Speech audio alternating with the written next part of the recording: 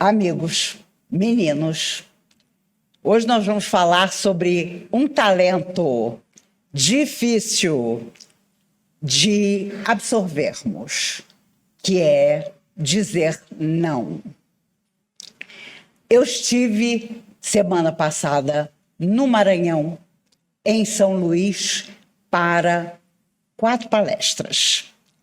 Em 5 dias, 4 palestras. Mas fui abençoada, porque Raul Teixeira, ex-orador extraordinário, estava comigo. A ideia qual era? Era ajudar o trabalho de Raul em Niterói. E ele levou caixas dos seus livros para serem vendidos e a renda vai toda para o trabalho que ele realiza em Niterói. Aqui eu abro um parêntese. O ator e humorista Paulo Gustavo, desencarnado há 2 anos por Covid, era um dos colaboradores de Raul.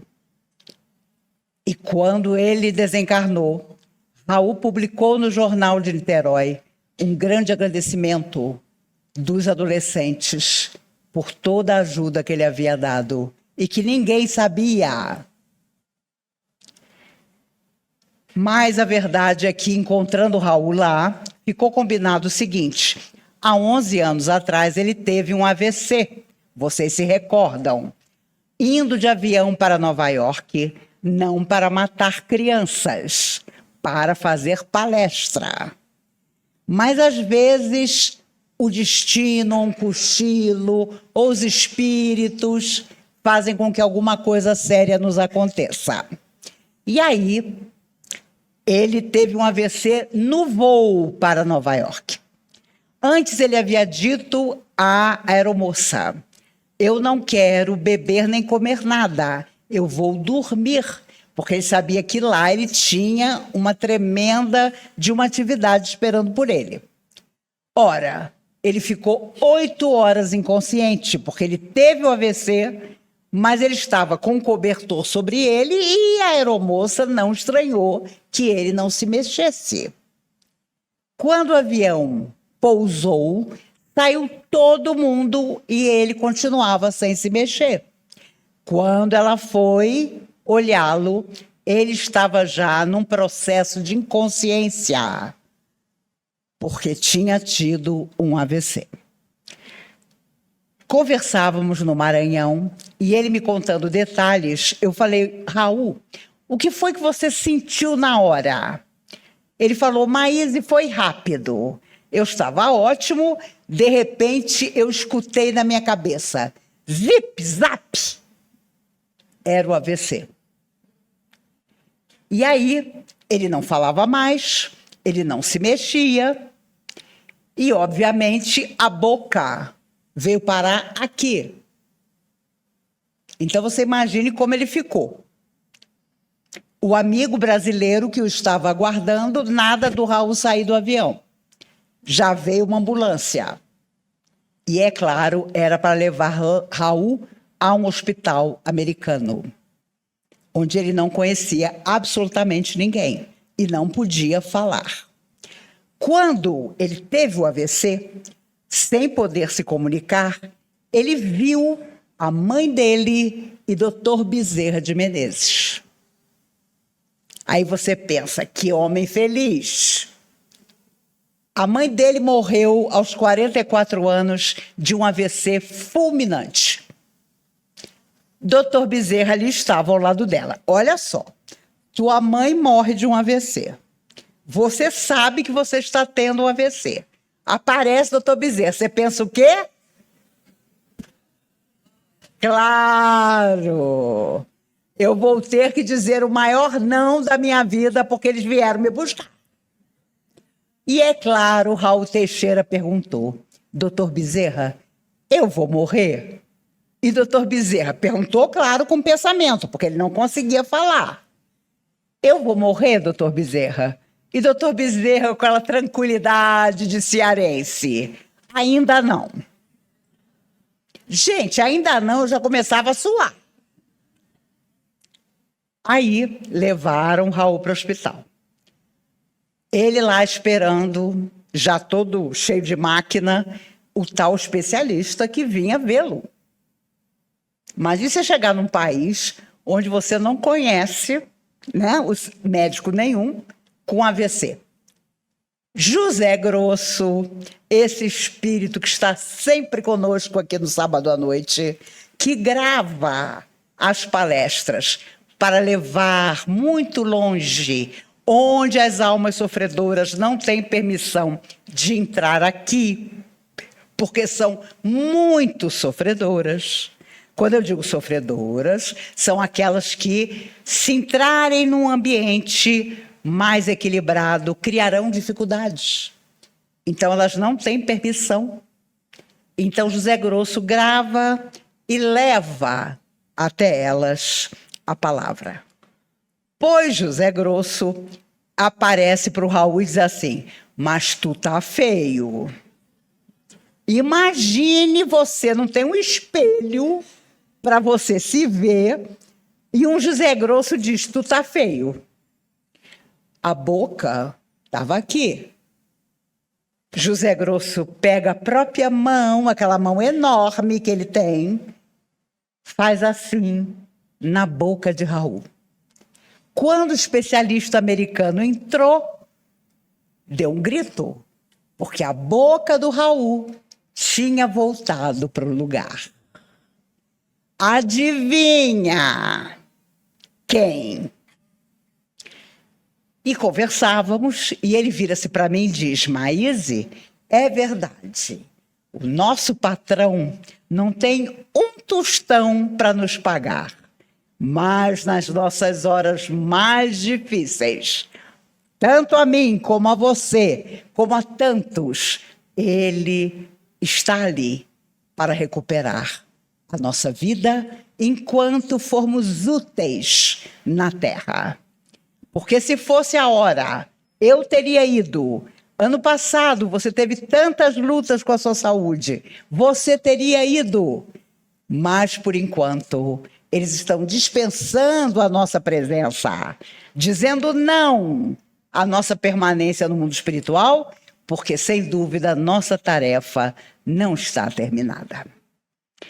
Ele tem olhos verdes maravilhosos, vocês sabem. E o danado do Moab José, que nos recepcionou lá, diretor do Pouso da Esperança, foi um menino de sábado há mais de 40 anos, e um dia ele me disse: eu vou embora, vou voltar para minha terra, o Maranhão. Mas ele era um menino de sábado. Chegou lá e, ao longo dos anos, fundou 6 centros espíritas. Depois ele teve uma série de dificuldades e hoje retorna à tarefa. E eu e Raul fomos até lá para prestigiá-lo. Falamos em casas espíritas que o pessoal estava na janela, sentado. Vocês conhecem o calor do Maranhão? É a porta do inferno. Quando a palestra acabava, eu olhava para o chão, tinha uma poça em volta dos meus pés. Mas como Raul até hoje tem uma dificuldade para falar, eu disse a Moab: eu vou também. Eu falo 30 minutos e ele fala o que ele puder. Gente, a gente é muito iludida. Eu levantava, falava: agora eu vou passar a palavra para o nosso querido Raul Teixeira. Gente, quando ele levantava e começava a falar, não havia nada. Não havia nenhum problema na voz. Camilo, seu protetor, com certeza ali estava. As pessoas ficavam boquiabertas. Eu ficava boquiaberta. E depois da primeira palestra, eu disse a ele: nunca mais você me engana. Venha, Maíse, vamos fazer uma dupla. Por isso eu estou dizendo a vocês: a chama da fé, a chama da beleza, de tudo que você estudou ao longo da vida para passar aos outros, não morre nunca. E ali estava Raul Teixeira de novo, A mão direita ao longo do corpo. A perna direita também claudicando. Mas ele aprendeu a escrever com a esquerda. Vocês não têm ideia da quantidade de autógrafos que ele teve que dar nos livros. E a quantidade de selfie que eu tive que tirar. Eu não tinha livro, então o negócio era selfie. Maíse, eu sou menina de sábado. Posso tirar uma selfie? Aí vinha a mãe, a filha, o papagaio, o cachorro. Foi lindo encontrar no Maranhão tantos meninos de sábado, com a satisfação de dizer: eu sou um menino de sábado à distância. E aí as pessoas começaram a contar o que elas estão fazendo da vida delas lá no Maranhão, por se considerarem meninos de sábado. Eu tinha que contar isso para vocês, porque isso aqui não é uma seita, mas começou há 47 anos. Quando, com 18 anos, me botaram aqui na frente, 10 pessoas na plateia, e seu Eurípides Bassanufo me disse: não se preocupe, as pessoas vão chegar. E chegaram. São vocês, são todos aqueles que já passaram por aqui. Mas o nosso tema de hoje diz respeito ao Raul, por isso eu estou falando dele. Ele me contou que ele mora em Niterói. Quando ele caminha pelas ruas de Niterói, o braço, assim, a perna, com certa dificuldade. As pessoas olham para ele: Raul, você ficou bom? E ele diz mansamente: não. Raul, eu posso te contar meus problemas? Não. Porque eu já não tenho mais a saúde que eu tinha para te ouvir. Gente, eu achei aquilo tão lindo. Porque a coisa mais difícil que o espírita tem é saber dizer não. Saber dizer: você vai resolver suas próprias questões. Estávamos nós na parte histórica de São Luís. De repente, vocês não vão acreditar, começou a aparecer gente moça, parada assim na nossa frente. Eu sou um menino de sábado. É mesmo? Aí eu já pegava o braço do Raul: Raul, vamos caminhando ali para o carro. E a pessoa do lado: Maíse, Raul, posso contar só um probleminha? Não. E no dia que nós chegamos, o Raul já disse: Maíse, quem aparecer para conversar, você é que vai conversar. Chegamos numa sexta-feira de manhã. Gente, naquela sexta, à tarde, eu conversei com 10 pessoas. Mas, graças a Deus, com toda delicadeza, o Moab José, nosso menino de sábado do Maranhão, foi dizendo: eles estão aqui para falar, não para ouvir. E você percebe claramente que as pessoas estão vivendo consequências do que elas mesmas criaram para elas. Eu podia dizer que é 99%. E a pessoa quer ouvir o som da sua voz, dizendo aquilo que ela já sabe que tem que fazer. Por isso, quando falamos em dizer não, falamos de limite. Limite que muitos não têm conosco, limites que nós não temos com nós mesmos e que nos levam até a doenças. Porque as pessoas acabam tirando muito da nossa energia, que a essa altura, eu com 66, que vou fazer em dezembro, e o Raul, que tem 73, já não temos como quando éramos jovens. Mas a pessoa não quer saber. Ela quer que você diga qualquer coisa. Qualquer coisa a gente não pode dizer, porque esse corpo extraordinário que é a doutrina espírita exige de nós o comprometimento, exige de nós o levanta aí e vamos fazer alguma coisa das nossas vidas. Porque é preciso fazer. mas também é preciso dizer não. Desencarnados, nós não nos libertamos da nossa humanidade. E até hoje, dentro da doutrina, tem gente que acha que quando deixa o corpo, aparece um par de asas invisível e você vai. Você reencontra todos os namorados que não gostaram de você. E se vinga. Porque você está maravilhoso. Você é um Paul Newman na espiritualidade. Você reencontra todos aqueles que não te compreenderam. E você, generoso, diz: eu entendo. Mas agora eu já estou em outro patamar. Patamar é uma palavra linda, né? Mas não. Nós ainda saímos do corpo, somos recebidos, se Deus quiser, por quem gosta de nós, e a nossa humanidade continua. Os nossos questionamentos. O meu Deus, fulano está lá na porta, ele quer falar comigo.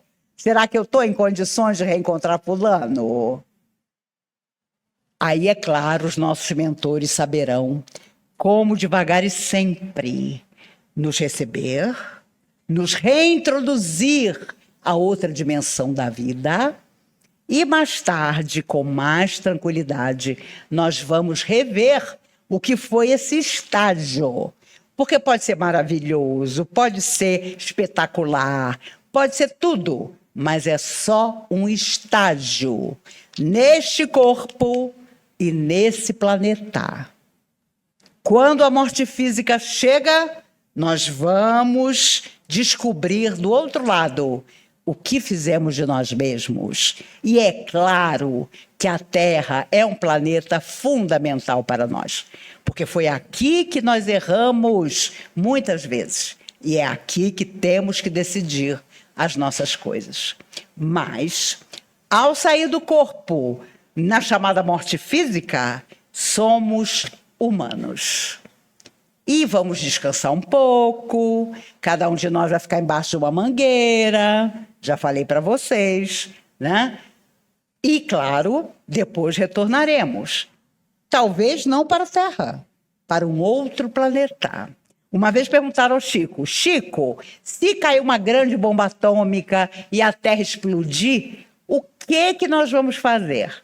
E o Chico dizia: não se preocupem, Deus nos ama tanto que nos dará outro mundo para viver.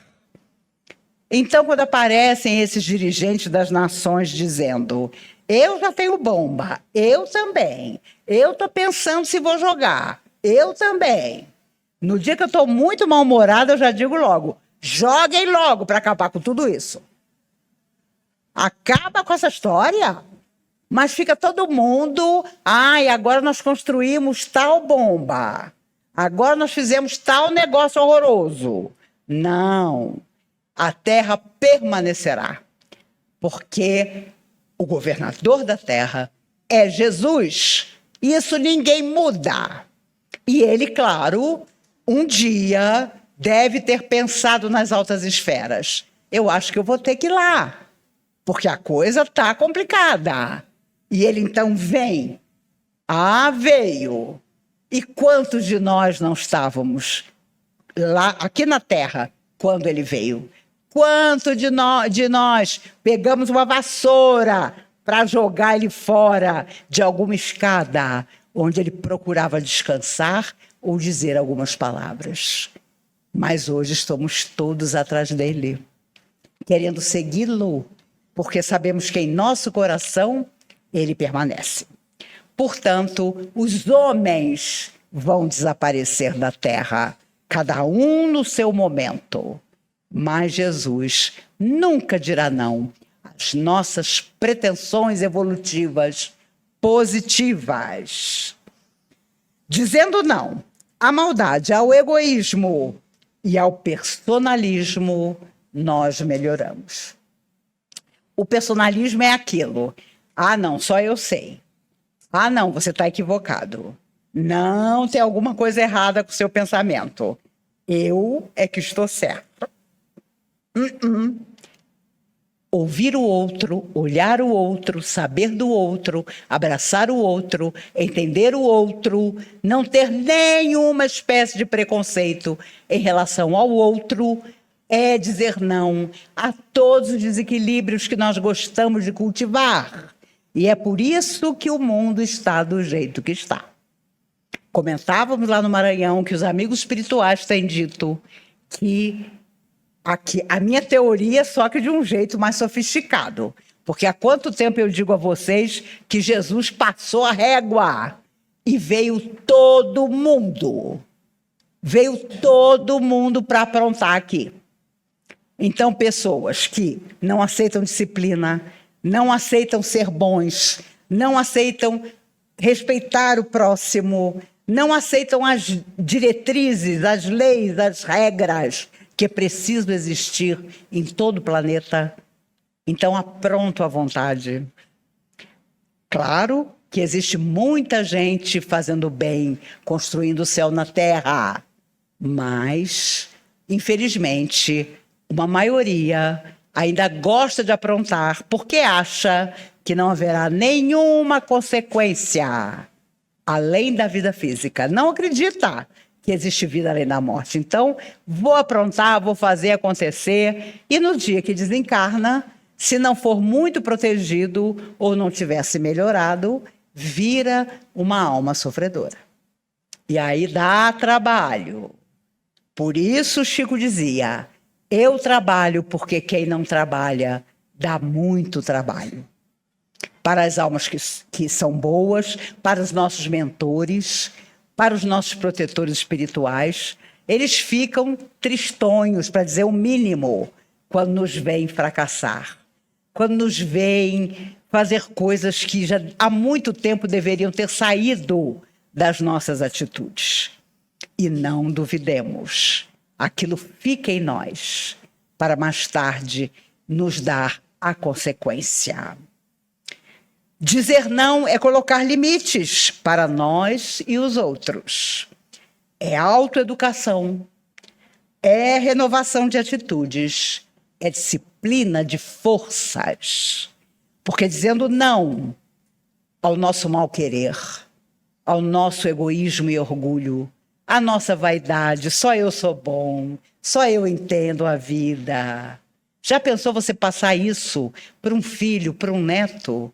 É muito triste, porque todos nós somos falíveis e precisamos estar sempre recomeçando.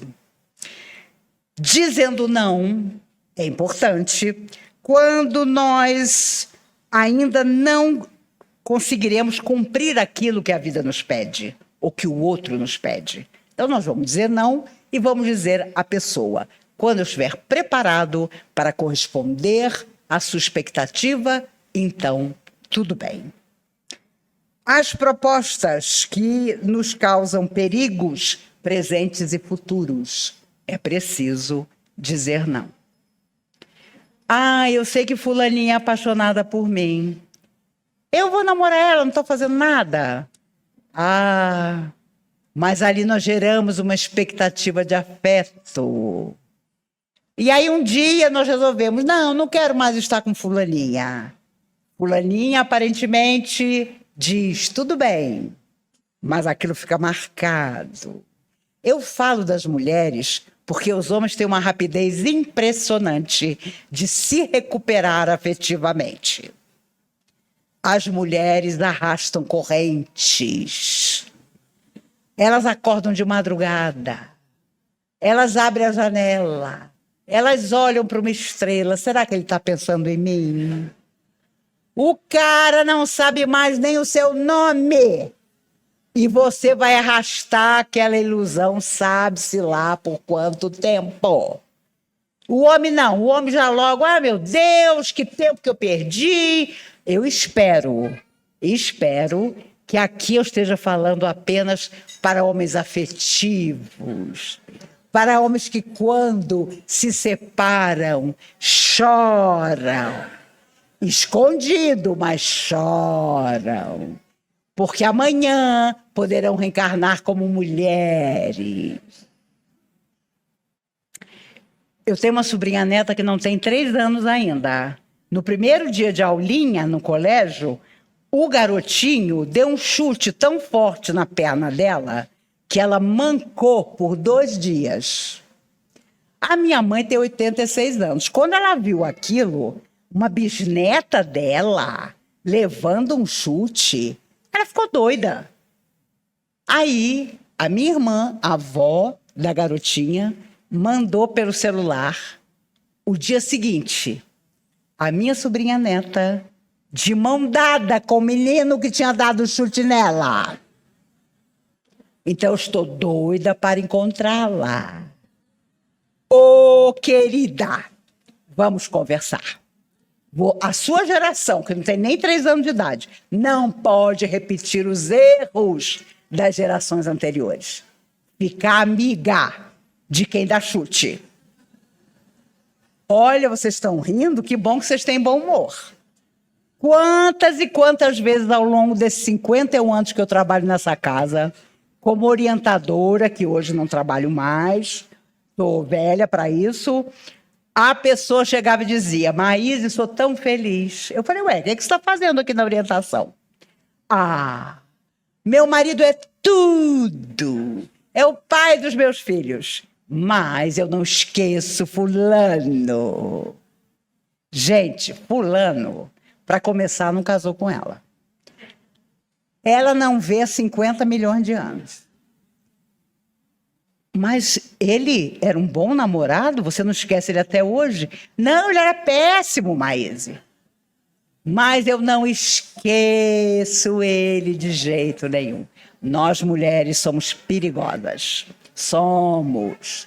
Temos que valorizar e dizer sim a todo aquele que nos valoriza.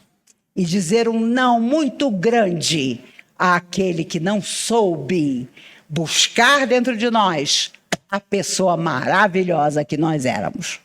Certo, meninas? Certo. Certo. Mas não se preocupem.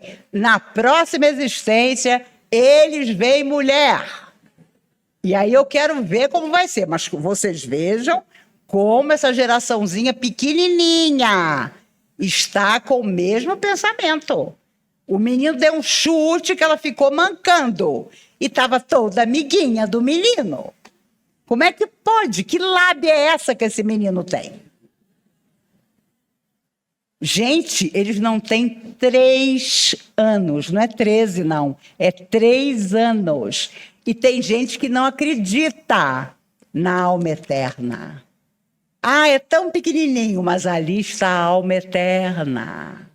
Aquela alma que já vivenciou tanta coisa e que volta uma vez mais para rever o próprio destino e aprender. Eu quero contar a vocês, eu contei algumas histórias no último sábado e queria agradecer demais àqueles que foram ao nosso lar para comer pastel. Lá estavam os amigos. Eu sou uma espécie de Roberto Carlos, eu sempre acho que não vai aparecer ninguém. Até hoje o Roberto Carlos diz que quando ele marca um show, ele acha que não vai aparecer ninguém. Quando eu cheguei, graças a Deus, muita gente para ajudar as crianças do lar e comer o pastel. O pastel não durou nem 1 hora. O povo não só comeu, como levou para casa. O meu cunhado conseguiu salvar um de banana com queijo para mim, porque senão eu não tinha comido. Mas, na tarde do pastel, eu contei algumas histórias e quero agradecer demais a você que estava lá. Você que não foi também, tenha muito remorso. Remorso é quando a nossa consciência diz não àquilo que nós deveríamos ter feito e não fizemos. Amigos, eu contei a história da Dona Margarida de Ipameri. E vocês acreditam que na plateia tinha gente da cidade dela? Eu fiquei encantada. São coincidências que não existem. Bom, ela ficou louca um dia, doida mesmo, era rica, o marido rico, empresário. Ela, claro, foi se internar. E depois que ela se recuperou, ela tinha a doutrina espírita no coração dela. E aí ela pensou, eu tenho que fazer alguma coisa. Como vocês, meninos de sábado, sabem que tem. Aí ela tinha 6 amigas que tinham dinheiro como ela. Ela juntou as 6, vamos fazer um trabalho com meninos que precisam aprender uma profissão. De manhã, eles passam por esse ensinamento e à tarde eles vão para a escola. Servimos-lhes refeições, vamos tirar do nosso dinheiro e depois vão aparecer voluntários. Bom, só apareceram as 7, Margarida e as 6 amigas. Ela resolveu ir no Chico. Chico, só tem eu e minhas 6 amigas. Lá em Pamirim, como é que nós vamos levar esse trabalho em frente, Chico? E Chico, satisfeito, disse a ela, Margarida, Jesus mudou o mundo com 12. Você não vai mudar em Pamirim com 6? E ela saiu de lá com uma lógica que nunca mais esqueceu. E o trabalho existe até hoje. No enterro dela, a cidade inteira foi. As cidades em volta foram. E foi um trabalho, e é um trabalho inesquecível.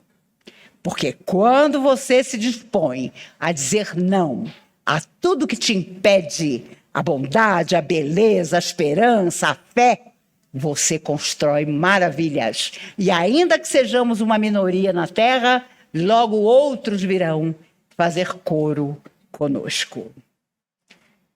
É claro que Jesus um dia disse não a toda a loucura do mundo e se corporificou. Tornou-se criança, criança que Maria ensinou a andar, a falar. Ele devia ser muito fofinho. E foi pobre de maré de si, porque nunca teve um lugar onde encostar a sua cabeça. Mas mudou o mundo, dividiu a existência na Terra entre antes e depois dele.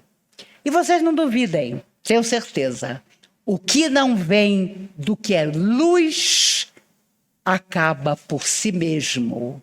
Às vezes você ouve falar de fulano está psicografando até nas paredes, fulano está fazendo e acontecendo.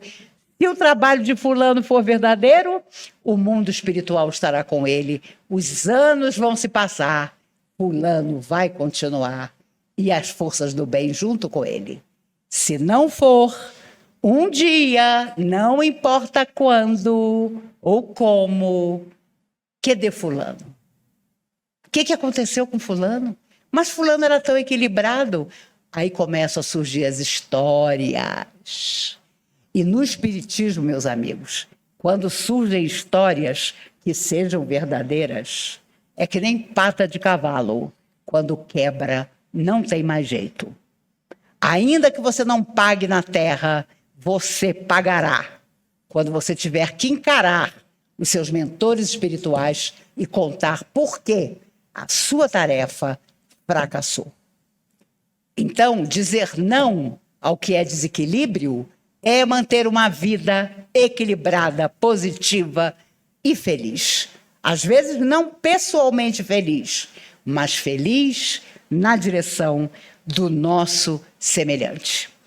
Hoje eu revi um filme, My Fair Lady, com Audrey Hepburn. Que mulher! Como eu tinha raiva dela, porque ela era magra. E todo gordinho, gordinha, fica chateado com uma Audrey Hepburn. Mas há uma cena entre tantas linda nesse filme. Quando um rapaz, sem saber da sua origem humilde, vai até a casa dela lhe levar flores. Ela estava hospedada na casa do professor Higgs, que fez uma aposta com um amigo de que a tornaria uma dama, sendo ela uma moça que vendia flores na rua. E ele, então, leva flores, a governanta diz logo que ela não vai receber ninguém, que ela está muito chateada com uma coisa que tinha acontecido, pega as flores e diz, olha, talvez ela leve semanas para querer conversar com alguém novamente. E o rapaz apaixonado diz, não tem problema, eu espero. E aí ele canta aquela música belíssima, em que ele diz, eu estou na rua em que você mora. Pela primeira vez eu reparo que saem luzes da porta de cada casa. Pela primeira vez eu reparo que quando caminho, o chão não está sob meus pés. Ele flutua na minha cabeça. E eu vou ficar aqui o tempo que for necessário, porque eu estou na rua em que você mora. Ah, meninos, olha, eu tive saudade de um tempo que eu não vivi. Quando um homem apaixonado dizia para você, eu espero você o tempo que for necessário. Meu Jesus, hoje em 5 minutos ele te dá uma tunda. Ele acha que fez o máximo e já está com uma impaciência incrível em relação a você. E já tem muita mulher também fazendo isso. E os homens não têm a nossa estrutura. Eles se esvaem, porque eles não têm aquela estrutura de encarar um sofrimento. Mas a cena é linda, porque o rapaz cruza os braços, se encosta numa lâmpada, não era lâmpada, era vela, e diz, eu esperarei por você o tempo que for necessário. Que filme maravilhoso até hoje, de um romantismo que nós precisamos trazer de volta. E dizer não ao ontem, aquele ontem horroroso que ninguém precisa contar para a gente, é amar, apaixonar-se, ver beleza em tudo. Ou aguentar a solidão do afeto para retomar tudo em outra dimensão. Porque para muitos de nós, vamos ser sinceros, não será nessa vida que afetivamente seremos felizes, porque somos o passado em forma de presente. Então, reencontramos nessa existência pessoas a quem ferimos gravemente e, encontrando-as, elas não nos perdoaram. E aí ficamos sós. Não tem problema. Fica para uma próxima. E tenhamos a certeza de que a vida nos diz não até que nós nos recuperamos emocionalmente e tudo corre, enfim, ao nosso favor. Eu vou ao Rio de Janeiro dia 14 de setembro e volto dia 26. Tenho 4 dias de folga e vou fazer 7 palestras. Desde o Frei Luís até o centro mais humilde. Meu amigo Cosme vai me receber. E depois da pandemia é a primeira vez que eu retorno. Hoje eu já estava na televisão dizendo não ao tempo de Brasília que eu tenho, que são quase 60 anos, que eu cheguei aqui muito criança, e assistindo Zeca Pagodinho. Mais carioca impossível, só Noel Rosa. E ele diz, camarão que dorme, a onda leva. Eu falei, gente, essa frase dá uma palestra. E não é verdade? É verdade. Camarão que dorme, a onda leva, meninos. Só carioca para saber disso. Então, vamos fazer todo o bem possível. Vamos nos alegrar pelo bem que nós fazemos. Vamos acordar de manhã e, enquanto escovamos o dente, olhinho fechado. Para que saber? Para que saber que você já tem boca de palhaço, cara de palhaço, né? Tá tudo caindo, não tem problema. Você passa um bom batom, porque, como diz Nani People, uma mulher sem batom é uma mulher sem destino. E é mesmo. Essa foi uma semana feliz. A minha máquina de lavar me deu adeus Maíse depois de 30 anos trabalhando.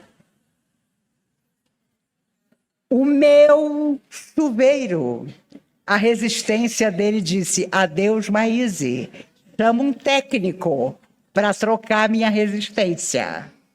O filtro a vela do meu filtro, você está precisando me trocar. Eu falei, gente, eu tenho viajado tanto que eu estou deixando tudo para a semana que vem. Essa semana me mostrou que não dá para deixar para a semana que vem. Porque daqui a pouco tudo cai em cima de você. Então vamos cuidar de nós, vamos cuidar da nossa casa, vamos fazer do nosso ambiente familiar um lugar de alegria, um lugar de, pelo menos, mansuetude. Vamos dizer não aos pensamentos que querem nos derrubar, que querem nos deixar tristes. Você acordou desanimado? Pegue um livro, faça uma leitura, leia em voz alta, para que você possa energizar o seu ambiente. E não se esqueçam, quem nasce no Meier, como dizia Paulo Gustavo, não bobeia. Eu sou da Rua Dias da Cruz, do Meier.